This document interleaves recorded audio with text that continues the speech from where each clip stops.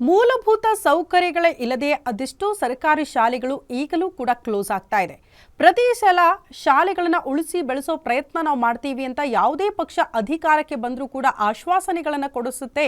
ಆದರೆ ಅದನ್ನ ಉಳಿಸೋ ಪ್ರಯತ್ನಗಳು ಇಲ್ಲಿ ತನಕ ಆಗ್ತಾ ಇಲ್ಲ. ಹಾಗಾಗಿ ಎಷ್ಟೋ ಮಕ್ಕಳು ಸರ್ಕಾರಿ ಶಾಲೆ ಅಂದರೆ ಮೂಗು ಮುರಿಯೋರ ಸಂಖ್ಯೆನೇ ಹೆಚ್ಚಳ ಆಗ್ತಾ ಇದೆ. ಈಗಲೂ ಕೂಡ ಒಂದು ಶಾಲೆಯ ಅವ್ಯವಸ್ಥೆ ಅದೇ ರೀತಿ ಇದೆ. ಯಾವುದೇ ಕ್ಷಣಕ್ಕಾದರೂ ಕುಸಿತ ಆಗುವಂತಹ ಆತಂಕ, ಅದರಲ್ಲೇ ಜೀವ ಭಯದಲ್ಲೇ ಆ ಭಾಗದ ಮಕ್ಕಳು ಪಾಠ ಕೇಳ್ತಿದ್ದಾರಂತೆ. ಎಲ್ಲಿ ಏನಾಯ್ತು ಆ ಕುರಿತ ವರದಿ ಇಲ್ಲಿದೆ ನೋಡಿ.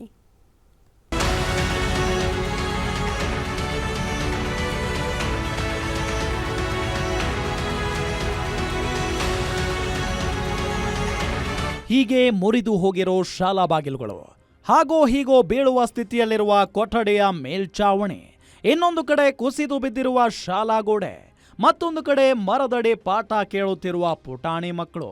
ಇಂಥ ದುಸ್ಥಿತಿಗೆ ಬಂದು ತಲುಪಿರುವುದು ನೇರಲಗುಂಟೆ ಗ್ರಾಮದ ಸರ್ಕಾರಿ ಹಿರಿಯ ಪ್ರಾಥಮಿಕ ಶಾಲೆ. ಹೌದು, ಚಿತ್ರದುರ್ಗ ಜಿಲ್ಲೆಯ ಮೊಳಕಾಲ್ಮೂರು ವಿಧಾನಸಭಾ ಕ್ಷೇತ್ರದ ವ್ಯಾಪ್ತಿಯ ನೇರಲಗುಂಟೆ ಸರ್ಕಾರಿ ಶಾಲೆ ಮುಚ್ಚುವ ಹಂತಕ್ಕೆ ಬಂದು ನಿಂತಿದೆ.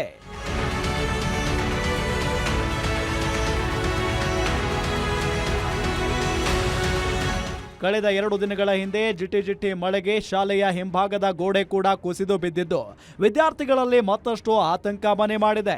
ಇನ್ನು ಶಾಲಾ ಕೊಠಡಿಗಳ ಮೇಲ್ಛಾವಣಿ ಕೂಡ ಕುಸಿಯುವ ಹಂತಕ್ಕೆ ಬಂದು ತಲುಪಿದ್ದು, ಇದರಿಂದ ಪರ್ಯಾಯವಾಗಿ ಶಿಕ್ಷಕರು ಮಕ್ಕಳಿಗೆ ಮರದ ಕೆಳಗೆ ಪಾಠ ಮಾಡುತ್ತಿದ್ದಾರೆ.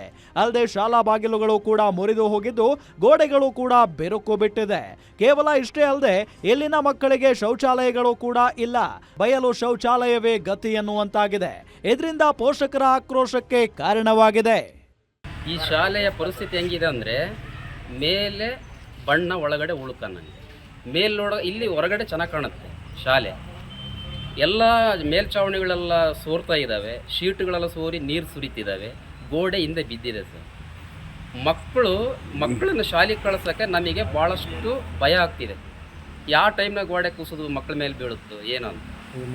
ಮಳೆಗಾಲ ಬೇರೆ ಸರ್, ನಮಗಂತೂ ತುಂಬ ಇದಾಗಿದೆ. ಅದರಲ್ಲಿ ಒಂದು ಹೇಳ್ಬೇಕಂದ್ರೆ, ಈಗ 1ನೇ ಕ್ಲಾಸಿಗೆ ದಾಖಲಾತಿ ಈ ಶಾಲೆಯ ದುಸ್ಥಿತಿಗಳನ್ನು ನೋಡಿ ಎಲ್ಲ ಪೇರೆಂಟ್ಸ್ಗಳು ಮಕ್ಕಳನ್ನ ಕಾನ್ವೆಂಟ್ಗಳಿಗೆ ಸೇರಿಸ್ತಿದ್ದಾರೆ, ಖಾಸಗಿ ಶಾಲೆಗಳಿಗೆ. ಇನ್ನು ಇಷ್ಟೆಲ್ಲ ಸಮಸ್ಯೆಗಳ ಆಗರವಾಗಿರುವ ಈ ಶಾಲೆಯಲ್ಲಿ ಈ ಬಾರಿ ದಾಖಲಾತಿ ಪ್ರಮಾಣ ಕುಂಠಿತವಾಗಿದೆ. ಕಳೆದ ಬಾರಿ 192 ಮಂದಿ ಮಕ್ಕಳಿದ್ರು, ಆದರೆ ಈ ಬಾರಿ 186 ವಿದ್ಯಾರ್ಥಿಗಳಿಗೆ ಕುಸಿತ ಕಂಡಿದ್ದು, ಪೋಷಕರು ಖಾಸಗಿ ಕಾನ್ವೆಂಟ್ಗಳತ್ತ ಮುಖ ಮಾಡುತ್ತಿದ್ದಾರೆ. ಈ ಕುರಿತು ಶಾಲಾ ಮುಖ್ಯೋಪಾಧ್ಯಾಯರಾದ ನಾಗವೇಣಿ ಮಾತನಾಡಿ, ಸಮಸ್ಯೆಗಳ ಕುರಿತು ಗ್ರಾಮ ಪಂಚಾಯಿತಿ ಹಾಗೂ ಇಲಾಖೆ ಗಮನಕ್ಕೆ ತಂದಿದ್ದೇನೆ, ಶೀಘ್ರದಲ್ಲೇ ಸಮಸ್ಯೆ ಬಗೆಹರಿಯುವ ಭರವಸೆ ನೀಡಿದ್ದಾರೆ. ಕೊಠಡಿಗಳು ಇದ್ದಾವೆ, ಮಕ್ಕಳಿಗೆ ಅನುಗುಣವಾಗಿ ಇದ್ದಾವೆ. ಒಂದು ಗೋಡೆ ಮಾತ್ರ, ಒಂದು ರೂಮಿನ ಗೋಡೆ ಬಿದ್ದಿದೆ ಅಷ್ಟೇ. ಆಮೇಲೆ ಪಂಚಾಯತಿಯವ್ರ ಗಮನಕ್ಕೂ ತಂದಿದ್ದೀವಿ, ಆಫೀಸ್ ಗಮನಕ್ಕೆ ತಂದಿದ್ದೀವಿ, ಮಾಡಿಸ್ಕೊಡ್ತೀವಿ, ಎಲ್ಲ ದುರಸ್ತಿ ಮಾಡಿಸ್ಕೊಡ್ತೀವಿ ಅಂತೇಳಿ ಅನುದಾನ ಹಾಕ್ತೀವಿ ಅಂತ ಹೇಳಿದ್ದಾರೆ. ಏನೂ ತೊಂದರೆ ಇಲ್ಲ ನಮಗೇನು. ಒಟ್ಟಾರೆ ಸರ್ಕಾರಿ ಶಾಲೆಗಳು ಮೂಲಭೂತ ಸಮಸ್ಯೆಗಳಿಂದ ನರಳುತ್ತಿದ್ದು ಮುಚ್ಚುವ ಹಂತಕ್ಕೆ ಬಂದು ತಲುಪಿವೆ. ಇನ್ನಾದ್ರೂ ಸರ್ಕಾರ ಮತ್ತು ಶಿಕ್ಷಣ ಇಲಾಖೆ ಎಚ್ಚೆತ್ತು ಇಂಥ ಕುಗ್ರಾಮದ ಶಾಲೆಗಳಿಗೆ ಮೂಲಭೂತ ಸೌಕರ್ಯಗಳನ್ನ ನೀಡಿ ಮುಚ್ಚುವ ಶಾಲೆಗಳನ್ನ ಉಳಿಸುವ ಪ್ರಯತ್ನ ಮಾಡಲಿ ಅನ್ನೋದು ನಮ್ಮ ಆಶಯ. Rajashekar, Guarantee News, Chitradurga.